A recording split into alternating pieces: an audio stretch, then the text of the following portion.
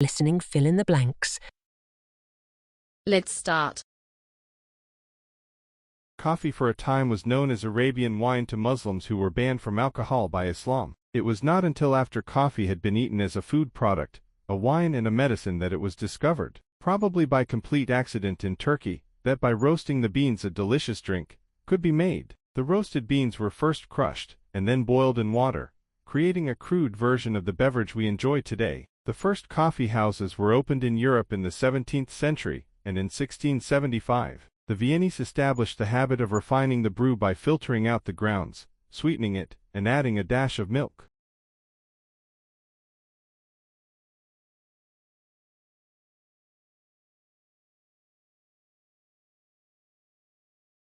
They habitually stay in the webs of other spiders, and in an area of these webs that is as out of the way as possible. Portia spiders live mostly in tropical forests, where the climate is hot and humid. They hunt a range of other spiders, some of which could easily turn the tables on them. They will attack something about twice their own size if they are really hungry, says Stimson Wilcox of Binghamton University in New York State. Wilcox and his colleague, Christian Gentile of the University of Canterbury, in Christchurch, New Zealand, wanted to find out how Portia spiders keep the upper hand.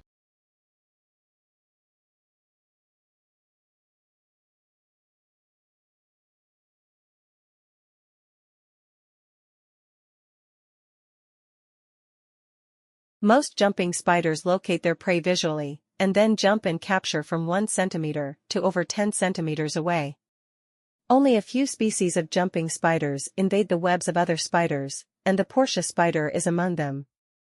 Jumping spiders, including Portia spiders, prey on insects and other arthropods by stalking. Sometimes the spiders lure their victims by vibrating the web to mimic the struggles of a trapped insect. But many web-weaving spiders appear to be wise to these tricks, so stalking is often a better strategy. Sometimes, the researchers found, Portia spiders take advantage of the vibrations created in the web by a gentle breeze. But if necessary, they will make their own vibrations.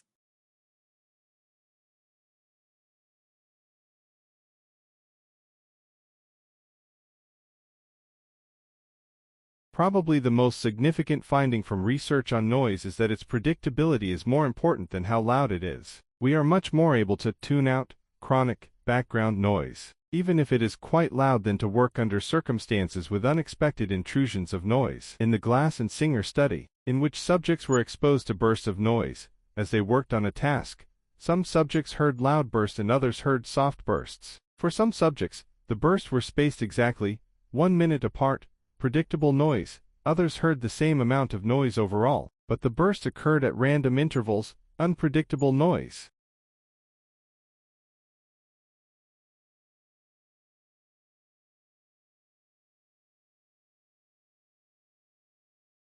There are biologists throughout the state constantly monitoring adult fish as they show up to spawn.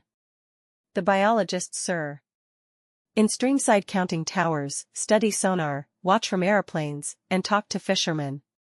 The salmon season in Alaska is not preset.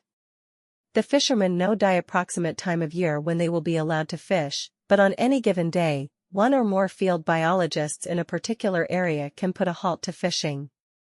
Even sport filing can be brought to a halt. It is this management mechanism that has allowed Alaska salmon stocks and, accordingly, Alaska salmon fisheries to prosper, even as salmon populations in the rest of the United States are increasingly considered threatened or even endangered.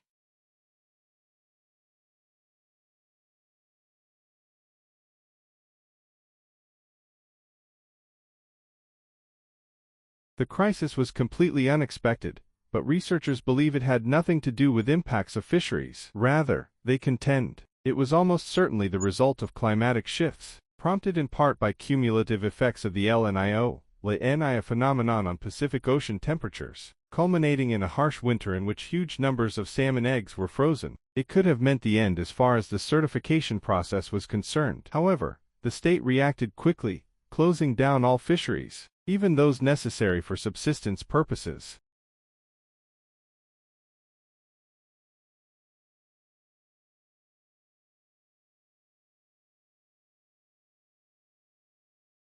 The primary reason for such increases is what is known as in-season abundance-based management.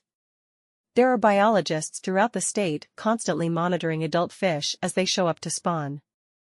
The biologists, sir. In streamside counting towers, study sonar, watch from airplanes, and talk to fishermen. The salmon season in Alaska is not preset.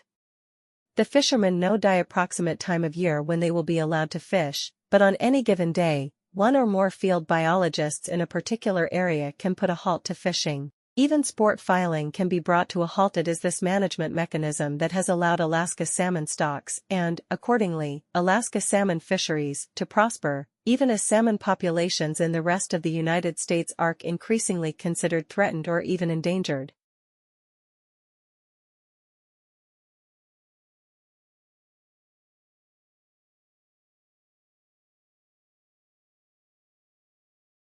We must also take into account information from other historical sources about how common or exceptional these were at the time. For instance, infant mortality was high and life expectancy much shorter than today. Home tutoring was common in the families of the nobility and wealthy. Bullying and corporal punishment were common at the best independent schools, and, for the most part, the cases studied were members of the privileged classes. It was only with the growth of pediatrics and psychology in the 20th century that studies could be carried out on a more objective, if still not always very scientific, basis.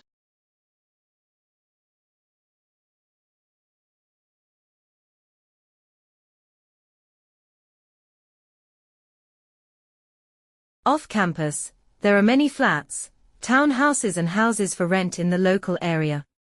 These can be found by looking in the local newspaper under accommodation, or by checking notices pinned up on the boards around the university. There are always students advertising for housemates, and you can even add a notice of your own to the board. However, even sharing accommodation with others can be expensive. Tenants are usually required to pay a rental bond, rent in advance, and telephone, electricity, gas bills in addition to food bills. Be sure that you know what you will be required to pay before you enter into any written agreement.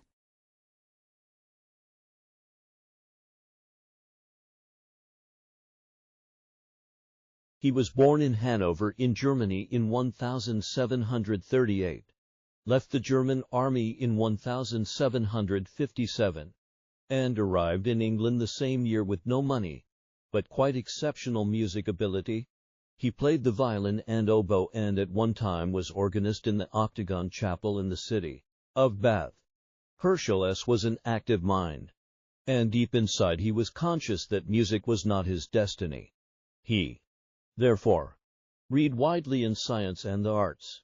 But not until 1772 did he come across a book on astronomy. He was then 34, middle-aged by the standards of the time.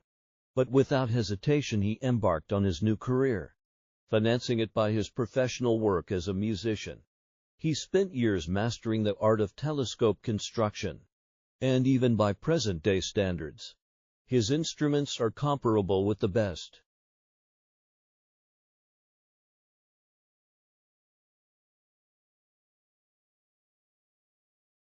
Like, share, subscribe the channel, and press the bell icon for further updates.